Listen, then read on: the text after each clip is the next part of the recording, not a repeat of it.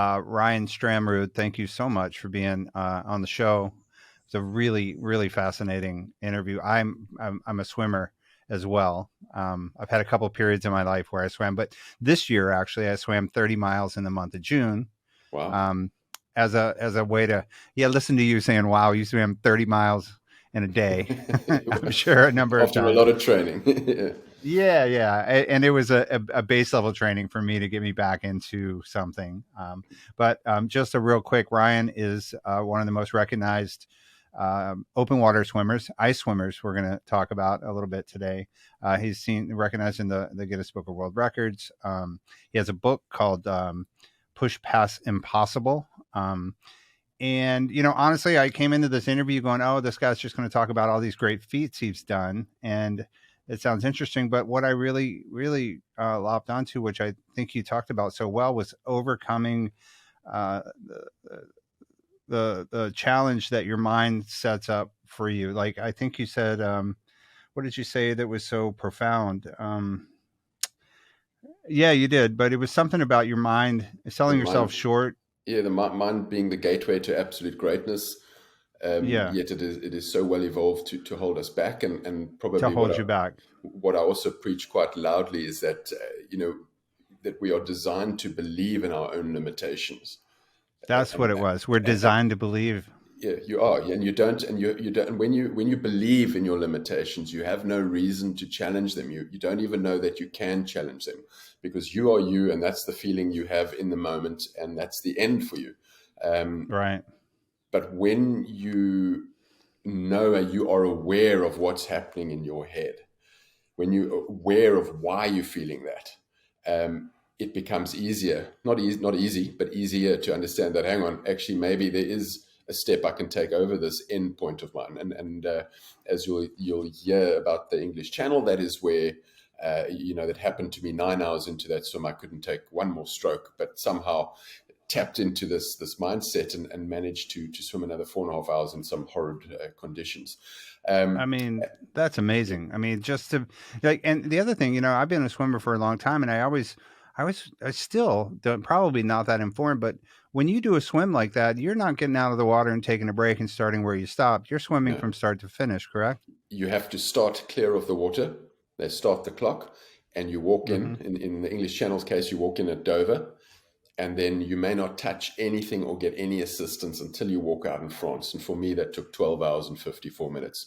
You have a support boat alongside. That will, when you have different what we call feeds, they'll throw you. You have to hydrate. A lot of people think that because you're swimming, you don't have to drink. You definitely do. You're exerting yourself a lot, so they throw you whatever feed you've got and little Tupperwares of food, etc.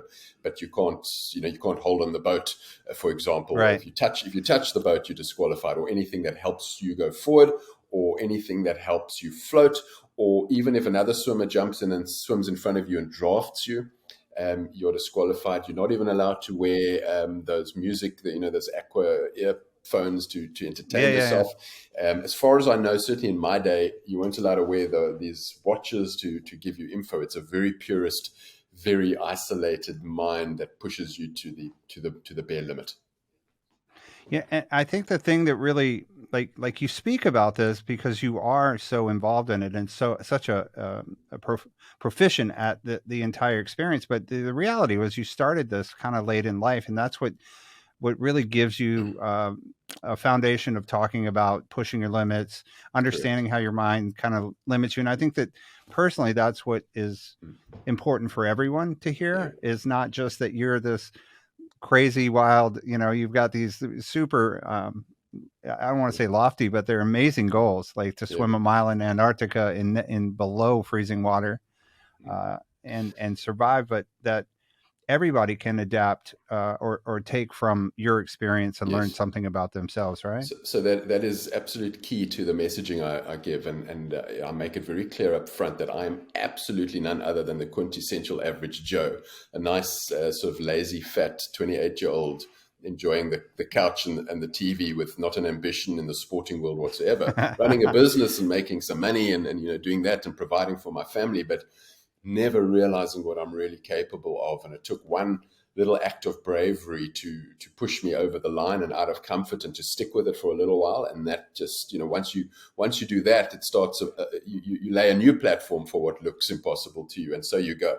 And I've just taken it to some extremes, but it's very important to me that everyone understands that there's nothing special about me. I have no clever ability to self-heat my center core and survive these situations better than anybody else. I also don't try and get you to, I'd love you to join swimming, but I certainly don't get anyone to try and get into the cold water. I want you to be aware of what is happening in your mind. We all have this switch. Okay, when we are born, this power tool of ours comes with a default setting. And I call that default setting self-protect. We go through life making sure we deliver, we have a good time, we put a roof over our families' heads and food on the table, and we probably afford a nice holiday down the line, and we slowly move up the corporate ladder. But so few of us will realize that there's a switch you can flick that takes you out of the self-protect way of looking at life, which pretty much operates within a comfort zone and a fear of failure, and takes you into what I call self-explore, where you open yourself to the possibility of failure. You're not so scared of it. Obviously, you've got to control it. You don't want to be an idiot about it. But when you are the fear of failure holds us back without any shadow of a doubt. So I try and teach, be aware of what's going on, believe that it's relevant to you and that you are capable, and then be brave enough to try. And we kind of work on those 3 pillars. I mean, I really identify with the fear of failure. I've been a surfer, I've been a rock climber, I've been a kayaker, whitewater kayaker, I've been a venture person my whole life. But I've always gotten to a level of everything and sort of backed off and started something new. I've also, one of the things that you talked about, you guys have to tune into this. It is so interesting, the interview with Laura and Ryan. But one of the things that stuck with me in the interview is walking upon that line of truly dying, like truly crossing the line. It seems to me that you're still seeking. You've gotten to this place where you're seeking how close can you get. I think of people who rock climb in solo, parajumping, off of cliffs for a while was such a big thing. And what would you say, like, you are in a very small percentage of people seeking that line again. How do you feel about being in that niche of the world? Well, again, it's so, if you knew me before, it's so foreign for you, for me to hear that. And it is true. I have been pushing the line, but everything I've done has been for deeply personal reasons. It's been a journey of my own. I also don't want your audience to think I'm reckless and a cowboy and off I go, and no fear of death. I'm petrified, and I make sure I do the work and the training to get myself there. But I do know that you are not going to grow unless you learn new stuff. You do not get outside your comfort zone. You cannot learn new stuff. When you stop learning new stuff, you cannot grow. And when you stop growing, you're going to get overtaken by those who are, without a doubt. And I kind of live by that. And also, I've really studied this comfort zone story, and I chat to people every day and I ask them, what are your goals? Because they come to me as a performance coach. And they say, well, my goal is this. And it sometimes looks like a hugely impressive goal. And I say, how are you going to reach that goal? I say, well, if I do this, and then I do this, and then I do this, I can get it. So I said, so you can reach that goal? Yeah, no, I know I can reach that goal. I said, well, that's a comfort zone goal then. Where's the goal that you don't think you can reach? Let's talk about what you don't think you can do. And that's where that's, not in every aspect of my life. Let's be real. I also love the comfort zone every now and then. But when I'm setting myself a big goal, I generally say, right, there's the goal, Ryan. Okay. But you practice what you preach here. If you do all that training and you do X, Y, and Z, I think you can make it if the stars align. What don't you think you can make? And let's have a look at that. And that's where I set it. It's amazing. And so give me an idea of how you take some of the things you've learned about yourself, pushing yourself in ice swimming, and how you've applied it into your everyday life as a parent, as a business owner, something that maybe our listeners can take from you, so they can associate better with what you're doing out there in the water. So look, again, not trying to get anyone to do anything crazy, but it's so applicable when we have more time together, that it is happening in your daily life. And for me personally, I was running a small business where I'm a small team. I'm a dynamic team. We're a sales house. And we were doing really well. But every time a big account came out to pitch that needed a big team, and one of my huge competitors, who've got 40 strong teams where I'm 6, I wouldn't even bother to pitch for that. Why? You're just going to, be rejected and laughed at. When I started to change my mindset, thanks to what I'd learned out in the water, I would say, no, I'm going to go for it.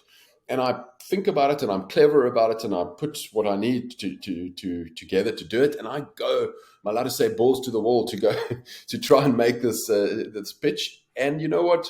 80% of the time, I get exactly what I expected. You're too small. We need one of the big players who have more facilities and resources. But every now and then I win.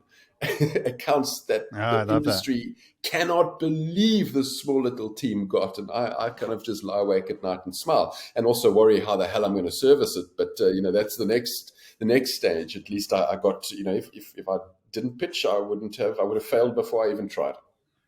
Wow. I mean, and I love that. I love that because you know, as a rock climber, I watched that movie Solo with Mm, Alex Honnold, and I understood how he got to that place. I knew that he had researched the information. He knew his limitations well. He had challenged himself, numerous times and knew his limit. And I forgot to apply that to your story until you talked about it. And I was like, oh, Ryan understands what it's like mm, to walk to that edge. indeed. And he has a team in place. And then in life, when you go to pitch that 6 person against a 40 person, you've got all that same information that you built up. You have that confidence to take a chance. And the worst thing that can happen is they say no, and you There you go go. you start again. Yeah, Yeah. it's really amazing. You guys have to listen to this. There's seals, there's sharks, there's dark water icebergs, there's there is some training in normal pools too, which I prefer. My pool's right down the road. It's about 82 degrees. Yeah. I'm actually going to go for a swim after we close this interview today. Enjoy. Um, yeah, and I'm just so glad that we got some time with you, Ryan. The book is called Push Push Past Impossible. Ryan, all of Ryan's information is available in our show notes. Is there anything you wanted to add, Ryan, before we take off? No, I'm good. I just hope everyone enjoys the podcast, and takes something from it. And again, please feel free to contact me on my Instagram Instagram, profile. yeah, your social That medias. We'll have Yeah, all that. that's the best place if you want to ask questions. I'm pretty good at answering it. And of course, if anyone's looking for a really good keynote that's completely different and has the X factor, I'm spending quite a lot of time in the States these days. I'm loving chatting. I had to learn all my Celsius versus Fahrenheit and all my conversions. So I'm quite good at it now. Yeah, You're really miles and good at that. kilometers Yeah. and yeah, And so, uh, and also one last thing, when I do try to talk Laura into getting into the cooler water, I'm going to bring up this interview. Okay. do that.